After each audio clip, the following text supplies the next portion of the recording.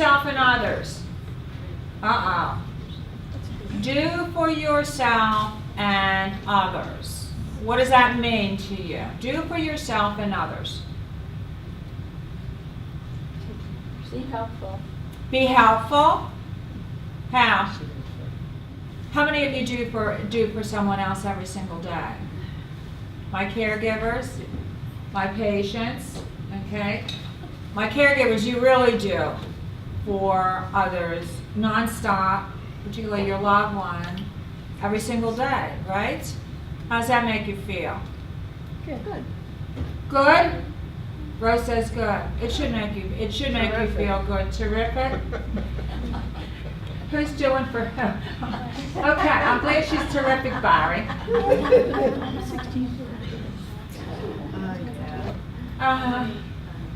She's so wrong. Okay, just stay with me.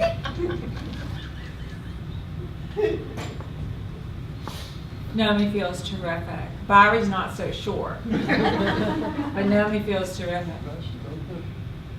What's it like to be a caregiver? Let's start with that. What's it like to be a caregiver, my special people? What are you doing and why are you doing it?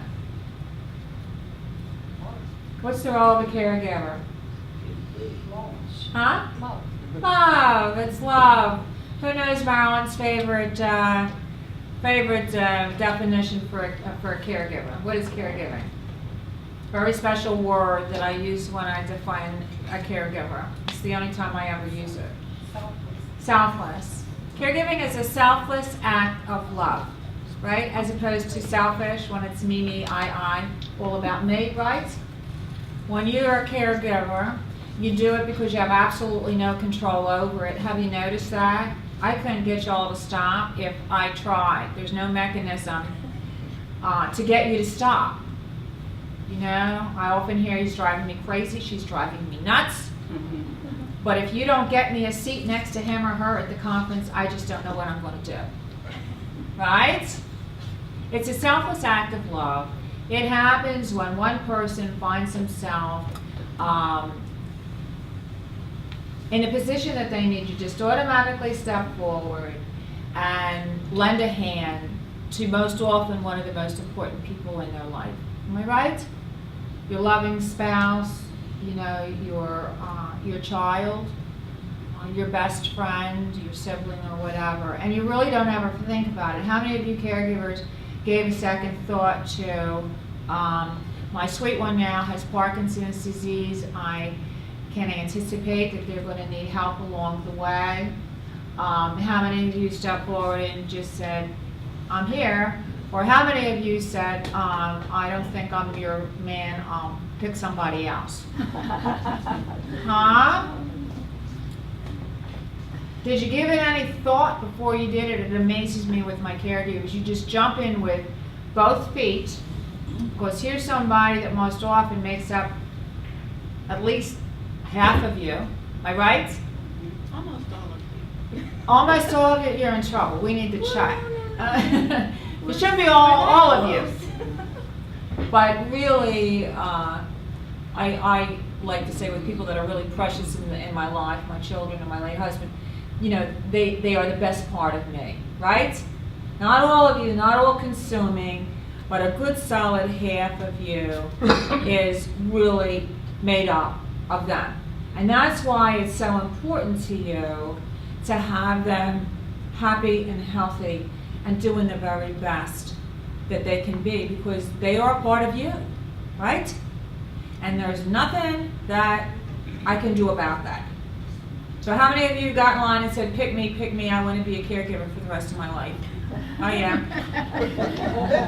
Show of hands. How many of you, right, Barry, right, raise your hand. How many of you said, where's the manual, how do I do it? How many of you thought to myself, I'm in, how do I get out? Did you ever think about that?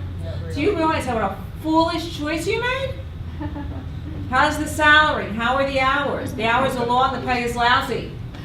Vacation is nil. Gold watches you don't get. Right? Right. You just jump in and you say, okay, here we are together again and we're going to do it. All right? It's a selfless act of love. It's kind of sneaky though. It's like watching your kids grow. At the start, there's not that much to it. And then all of a sudden you find yourself in at the deep end.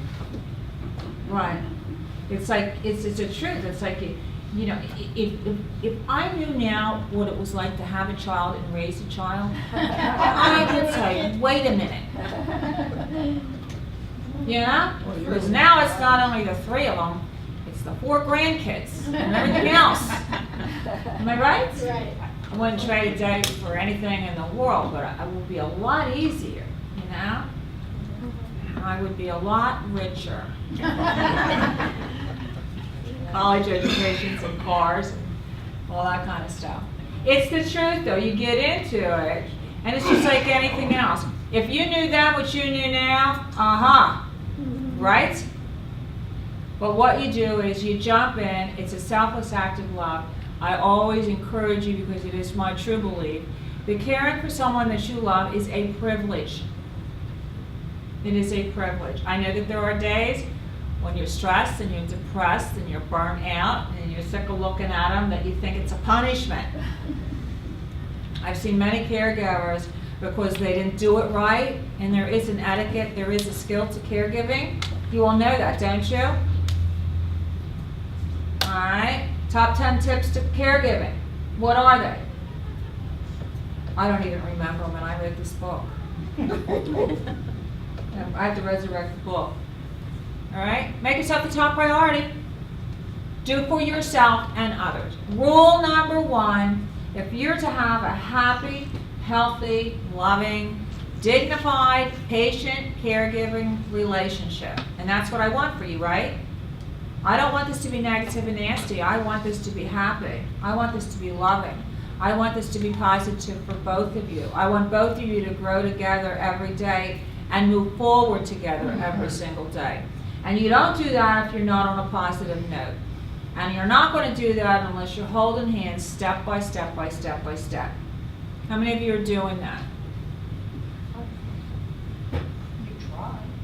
You try. The honesty from table number 1. Right. You try. You try. Some days are better than others, right? Some days are better than others. But do for yourself and do for others. In other words, my caregivers, I always teach you, every time I talk to you, you come first. Why? Rule of thumb. Put it in perspective.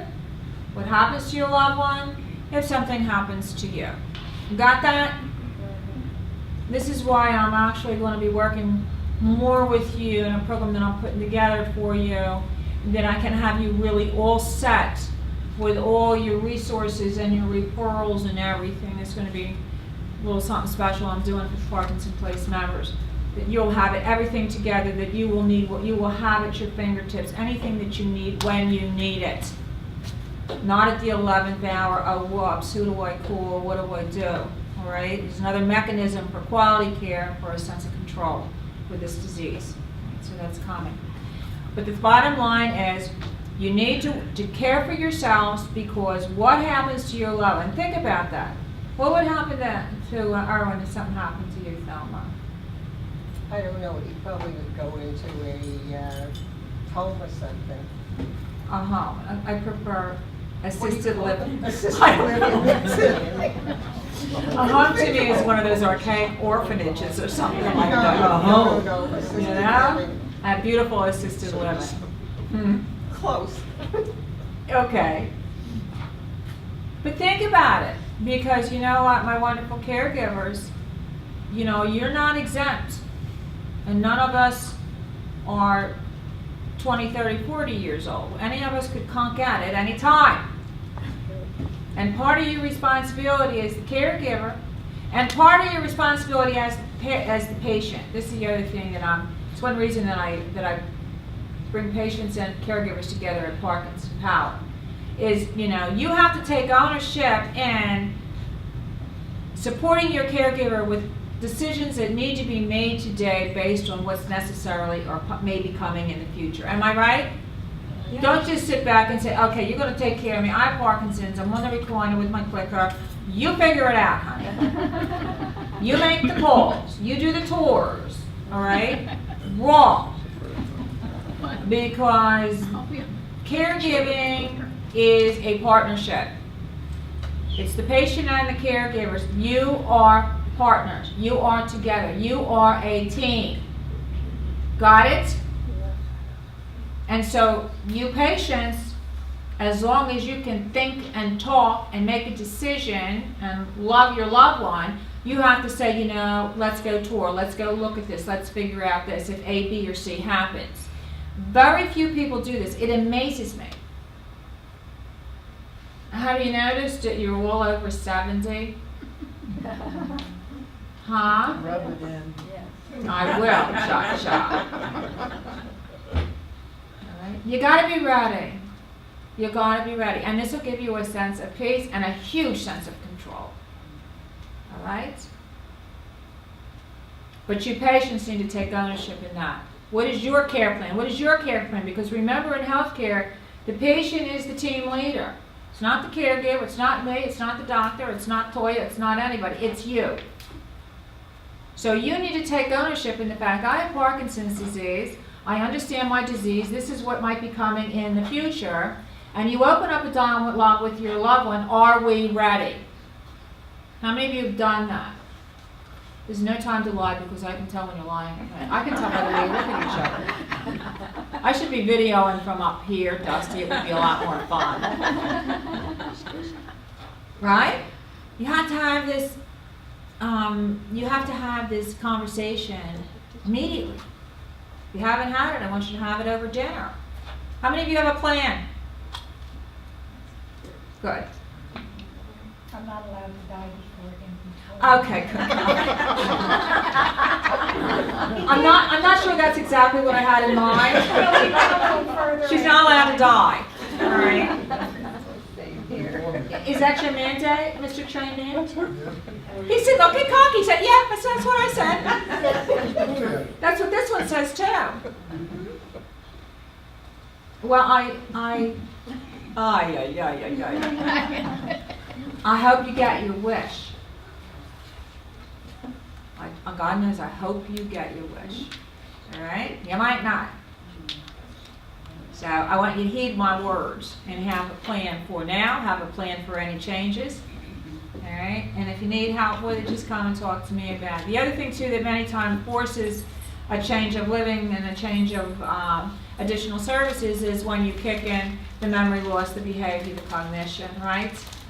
Memory loss can really, make things a little bit more challenging. I'm actually feeling that dealing with dementia is equally as difficult as dealing with the physical challenges, right? The motor challenges of Parkinson's disease. So, all right. So what are you doing for yourself, my patients? Get your nails done. I just said your name. Her really good salon wherever you're going. They're really good. Yeah, when she was eating she was having a bowl with her chocolate cake, and first thing, that's why I got your fork, because I was like, you're manicured, you know. Yeah, do it for yourself. Get out. Don't give up. Don't ever give up what you want and love to do. Both you patients and both you caregivers. You got that? If there's something that you love to do, I want you to go on, keep doing it. You have to stay engaged in the things that you've loved your entire life. All right? You know, the salon, your book club, the women's organization, bridge, mahjong, whatever you're doing. All right? Hit a bucket of bowls, lunch with the fellas. I always say you can't miss each other if you're never apart. Right? You don't need to be joined at the hip 24/7. How many of you are? I know who you are. I don't even have to turn my head. Yeah, I think so. All right? And that's okay. Some people really want to be together 24/7. How many of you want to be together 24/7? That's sweet. Okay, over here. We'll get you some services that one. That's okay. That's a beautiful thing. If you're happy together.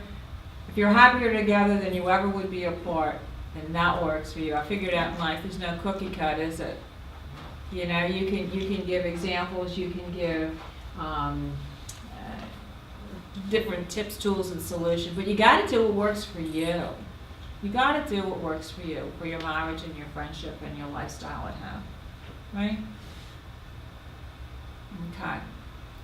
So, getting back to do for yourself and do for others. My caregivers, you will do as little for your loved one as you can get away with. Why do I say that? Because it's better for them.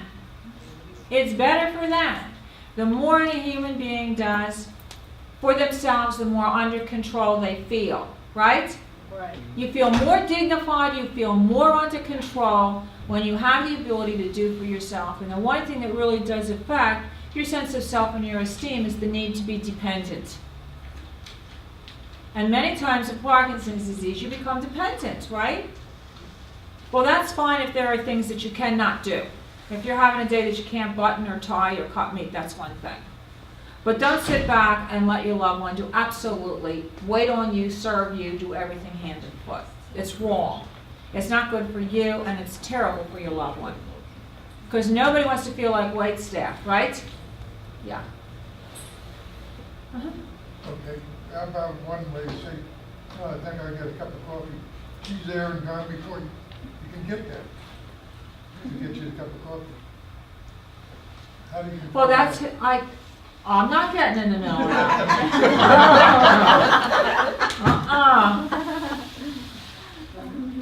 You answer that. I don't know, my kids yell at me too. You answer that. Why would you not allow him to get you a cup of coffee? Well, I see, don't next, drink coffee. oh. Oh, you're getting it for him. Yeah, Why? force a habit. Yeah, it's a nice act of love, getting somebody coffee. I think that's a real nice thing. I'm not saying it's not nice to serve somebody else. I think it makes you feel good, and it's a nice thing. You do for me, I do for you. Everybody's happy, right? But if he wants to get up and get a cup of coffee, please let him. And you stay focused on you, whatever you're doing. All right? All right? And you can say, honey, just sit still. I'm going to get my coffee. Got it? One day. Well, we'll report next week. Shall we have a report coming in next week? Okay, we have 7 days. All right? You want to, I was going to say make book, Barry, but I better not say that. Make bets? Huh? How many of you think she can do it? 1 time?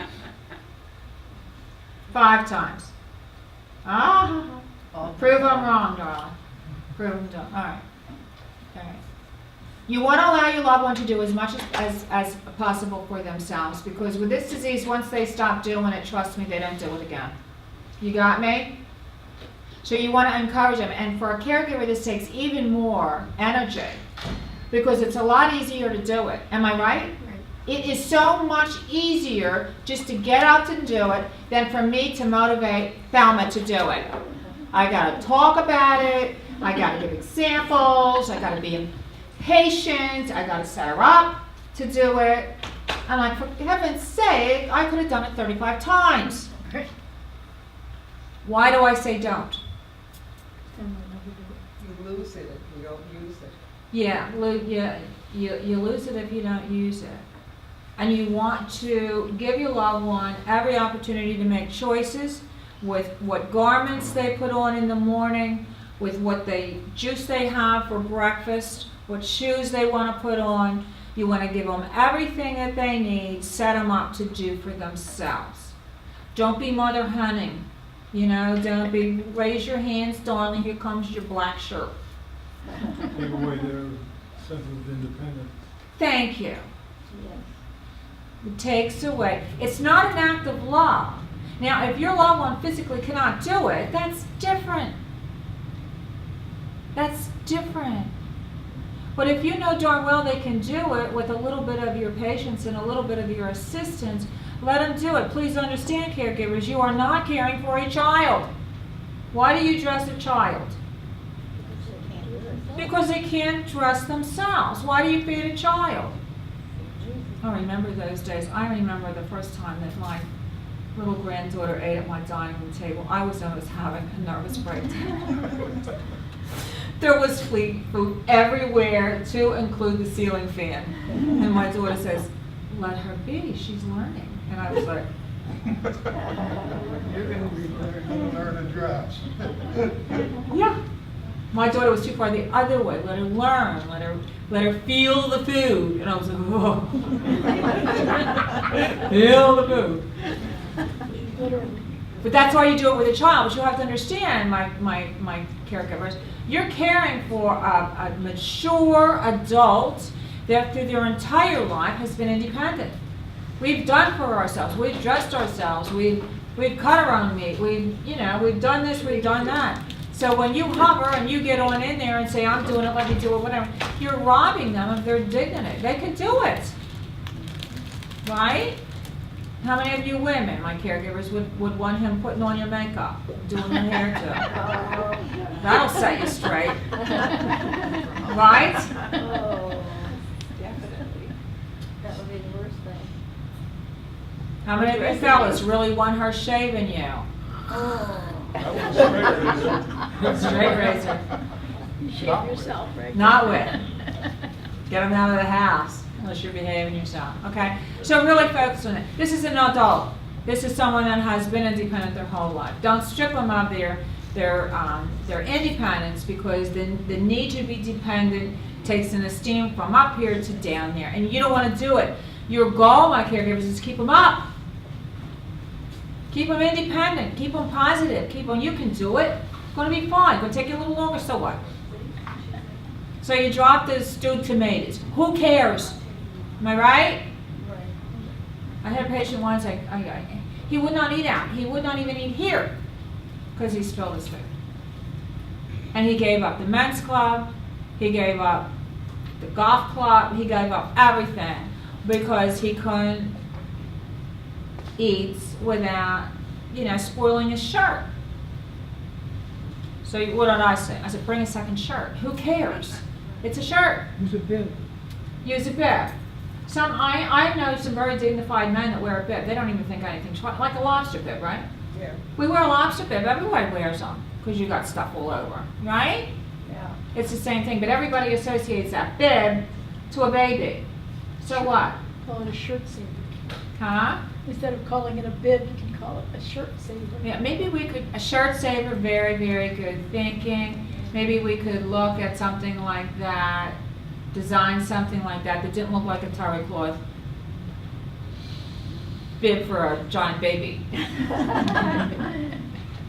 Right? Who cares? Feed yourself, eat, enjoy your foods, go out. Does it really matter? The other thing that I'm really a stickler about, it's one thing that I was nuts about. Many years I taught nurses, and always maintain your loved one, on the level of grooming that they lived. What do I mean by that? I mean, like, if someone is not able, to be sure that they can change their shirts or to shave their face or whatever, then you do it to maintain that dignity. A man that always has been clean shaven with a nice clean shirt, right, and polished shoes and everything. If that gentleman can't do that anymore, that is your responsibility as a caregiver to maintain it. And the same thing for you ladies, for you ladies. I could tell you stories you would die. I had a wonderful family, and she came in, and I'm telling you, her hair looked like a bald eagle nest. Lovely family, absolutely wonderful, but her hair, and I was proactive, and of course I had to say something. There is a salon, it's called a salon. Take her to the salon, and get a hairstyle that you can maintain, right? But always maintain your level and on a very high level of grooming. It's very, very important that you get up every single day and you groom. You shower, you shave, you get dressed. I always get a kick out of the bright colors that are always popping back at me when you come in here. I'm liking your fuchsia shirt over there with your white shirt. You look white hair, you look terrific. And I got an orange bird sitting here, okay? Do you understand what I'm saying? This is another way of lifting someone that you look nice, all right? Don't ever forget the verbal cues of, gee, you look nice today, or gee, you look pretty today, right? You know, you don't have to, you can give a gift to people that is really an intangible. Like what? Compliment. Compliments are terrific. Absolutely. Positive affirmations. Compliments. I'm so happy to see you. I'm so happy that you're spending this time with me. Right? Right. I'm so happy that I have you with me today. You're driving me crazy, but I'm happy to have you with me today. Right? And what did I do just then? I lightened up. You try to lighten up. You know, because in life, you know, we all go through challenges. We all go through hard times. Right? How many of you have more than just Parkinson's disease that is on your minds a little bit? What are some other things that is on your mind that you have? Everybody assumes that your only jumbo package of concern is what? Living with Parkinson's disease. But guess what? Life is happening anyway, isn't it? Yeah, it goes on. Right. Life goes on in spite of you. And you want it to go on. And you want it to go on, And you says do Carol. what you can. And you do what you can. Right. But so many of you have something additional to that that's on your mind. A worry, a concern, a burden, right? And only you know that. All right? So you need to really lighten up. You need to lighten up and to really accept that today is exactly as it should be. That's one thing that I've learned over the years. If you have the ability to really say, today is exactly as it should be, it'll give you really a sense of peace and a sense of appreciation and acceptance. What do I mean by that? Is there anything you can do to change the outcome of this day? You can laugh. Oh, Try yeah, and that laugh. works for me. Try and laugh. Make other people laugh.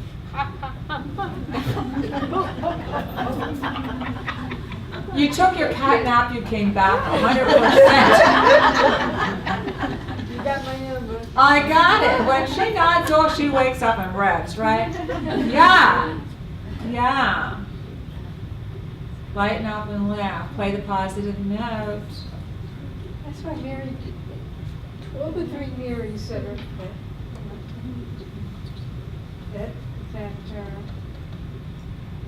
All three Marys. We have yeah, three that Marys here. exercise classes, and they know how to make people laugh and how to listen to them. Who's our three Marys? Who knows the three Marys in our exercise classes? Mary who? Mary Spumali does voice. Yeah. Who else? Mary Massey does Ageless Grace. Yeah. Who else am I know? Do we have any more Marys that I don't know about? Mary's great, Mary the Great. but she also does Tai Chi. Yeah, oh, the does Tai Chi. Yeah, we have 3 classes with 2 Marys. That's right. And you know, that's one thing, you know, with healthcare professionals, people that are really good. That's why I'm so proud of the instructors that we have in here, and equally with the staff that we have in here. That they're not only really good at what they do, their area of expertise, but they really care about you and they have a way of lifting you up. You agree with that? That's true, yes. No? Yeah, no. I've been told, and now I realize that it's Kathy. It's Kathy. Kathy. Kathy does the other one. Kathy does, Yeah, she's excellent. yeah, They're Kathy all is very excellent. good. They are all excellent. Yeah, and now we have Lamus as well. And one thing about the instructors is they really care about you. They really know you. Have you noticed that? I think they're really good too. You do. Should I keep them? I feel so lucky. Good. I think we are very, very lucky because I can really see you improving in your everything. Now you got to move. How many of you are exercising? How many of you are taking advantage of exercise? What about the rest of you? Huh? You need to get up off your tuchus and move. You understand me?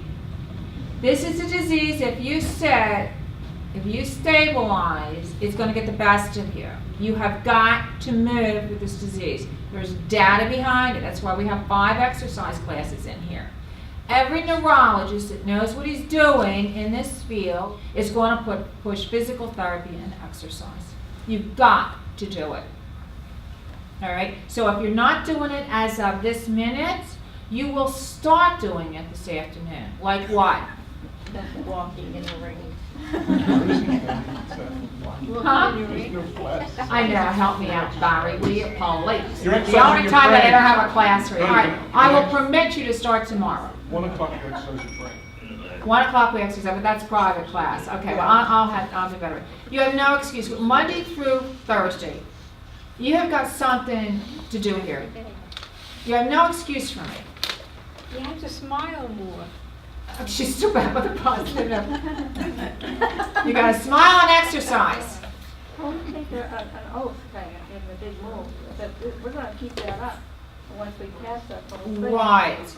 And it's not gonna just be for a week or something, it's gonna be forever.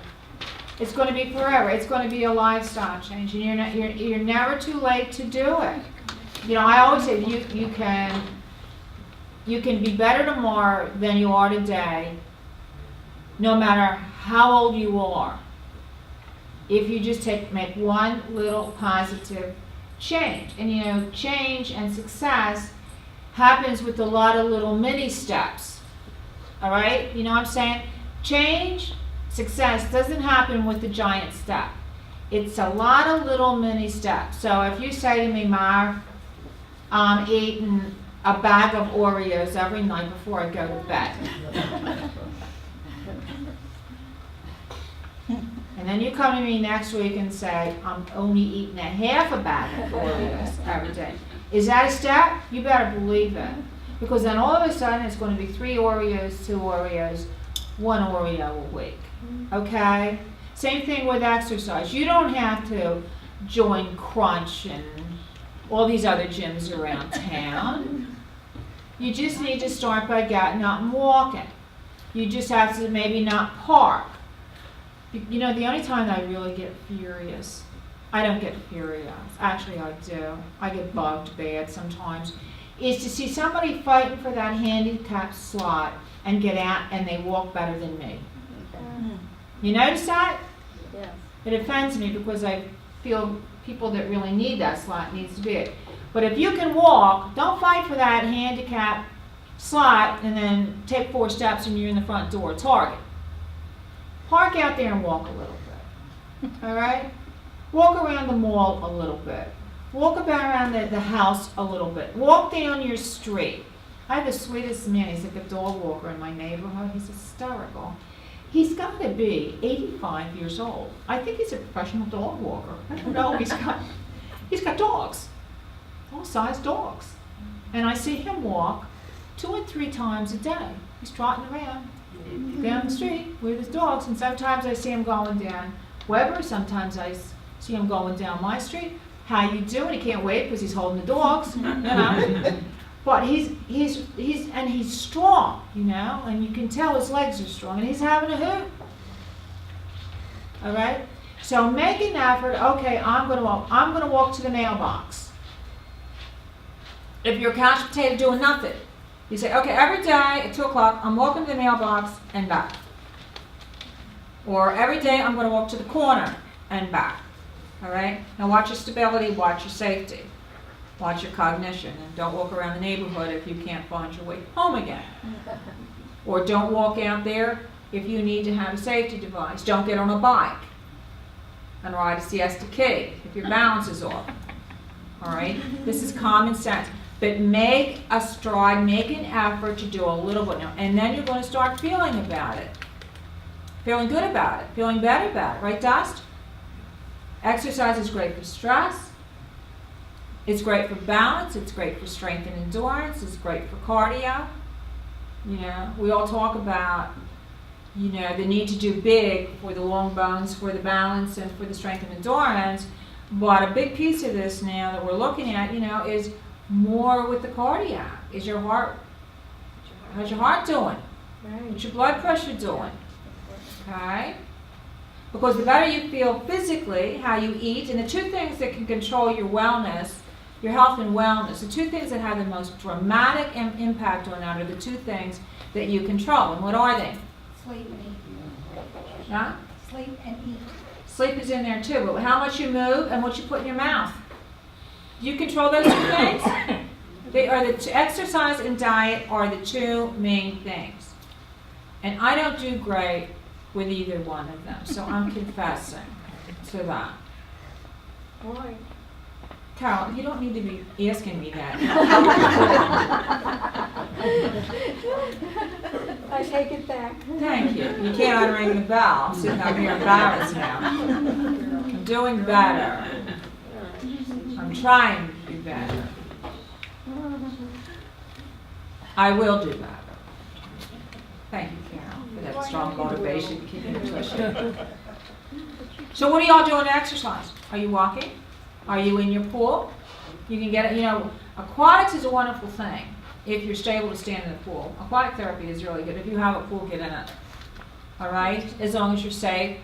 Because you can do twice as much in a pool with the buoyancy as you can do land-based. Do you understand me with that? So you can do your exercises and your, you know, I think the water acts as a resistance and everything, and it feels good. It's good for you. Just be careful that you're steady in the pool, that you can get up and down the steps, that you have someone with you. Got that? I can tell you some stories about pool stories with Parkinson patients over the years as well. So just be very careful. Do something. Walking, stationary bike. If your balance is off, don't forget, don't get on the bike. All right. Go to someone. Do they have fitness trainers for seniors? They do, Barry, don't they? Act like you know. Give me an answer here. I don't know. They sure do. Do they know me? Okay. But you can go to someone and say, help me out here. I want to be stronger. I want to be, even range of motion. You know, your range of motion with your arthritis. How many of you have some arthritis going on with your joints after all of these years, right? So you lose the range of motion, the flexibility, this kind of stuff, okay? And it's an investment in yourself. Make an investment in yourself. This is your worth. This is your self-worth. There's nothing more important than you. And that has nothing to do with vanity or conceit or selfishness.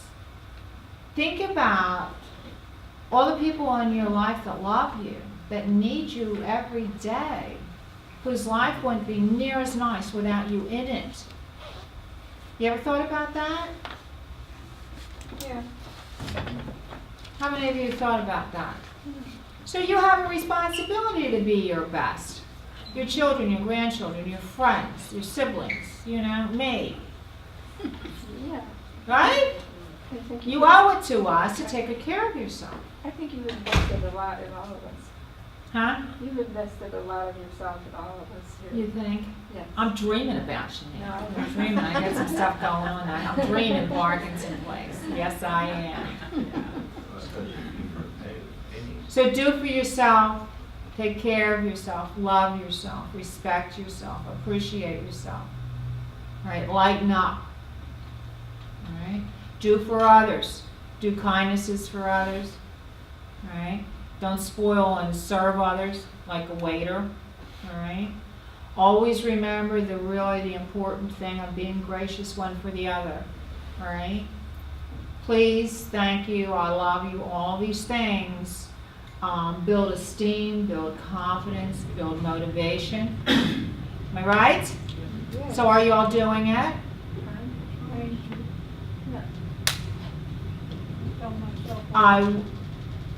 You will do it, right? You know, your will is how you think. But just coming here every day makes a big difference. I mean, when we get here, we gotta be doing something, so, you know, we're not Yeah. just sitting on our hands. We don't want you to sit, do you? Get up and get over Yeah, there, we're doing right? stuff. Yeah, if you can get in the front door, you're all set. So just come here. But your will is how you think. I will do it. I can do it. I want to do it. Not I think or maybe or anything like that. I will do it. That's one thing about me, my father taught me. If you make up your mind to do it, do not give up until you pull it off. It's tenacity, all right, that you need to have, right? Your life is your behavior. You take a look at your life, it's usually based on your behavior and your choices, am I right? Life is nothing more than a series of choices and your behavior, how you choose to behave.